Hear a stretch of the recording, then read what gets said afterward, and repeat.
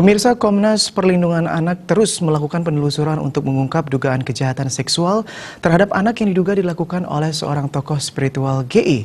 Ketua Komisi Nasional Perlindungan Anak Indonesia, Aris Merdeka Sirait menegaskan pihaknya membantah adanya upaya untuk memberhentikan kasus ini seperti yang diberitakan di media sosial.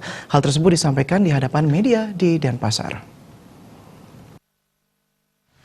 Ketua Komisi Nasional Perlindungan Anak Indonesia, Aris Merdeka Sirait mengatakan pihaknya terus akan membuktikan dugaan-dugaan agar menjadi bukti hukum yang akan diserahkan ke penyidik Polda Bali. Ditegaskan atas nama Komnas Perlindungan Anak, sampai saat ini kasus dugaan kejahatan seksual yang dilakukan oleh terduga GI masih terus dilakukan pengumpulan fakta untuk memastikan bahwa bukti-bukti hukum tersebut bisa digunakan sebagai alat bukti untuk melakukan pengembangan penyidikan. Ia tidak akan menanggapi adanya penentangan dari beberapa pihak atas kinerja untuk penelusuran kasus ini. Hal tersebut tidak akan mengganggu dan akan membuktikan perkara ini secara terang benderang. Fakta-fakta itu sedang dikumpulkan oleh Komnas Perlindungan Anak dari berbagai sumber. Sumber itu bisa yang pernah tinggal di tempat itu, bersumber dari tokoh-tokoh yang pernah mengetahui, bersumber dari ahli, ya, untuk kita satukan menjadi kekuatan hukum. Oleh karena itu siapapun yang melihat saya dan menilai saya apapun pendapatnya, silakan.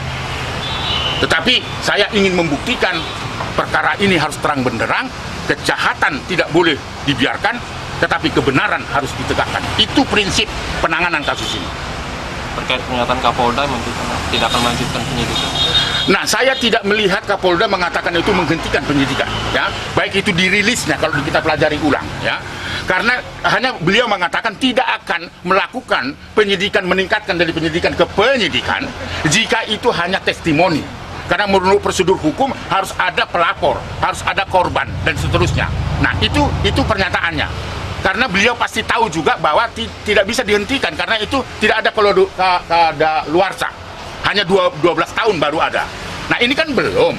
Jadi saya masih berkeyakinan bahwa Polda Bali itu jika seperti yang kesepakatan saya dengan Direktur Reskrim ada pelapor, ada saksi dan peristiwa itu adalah peristiwa yang bisa dibuktikan secara hukum, saya akan memfollow up pertemuan saya dengan Direktur dari Reskrimum untuk menindaklanjuti itu.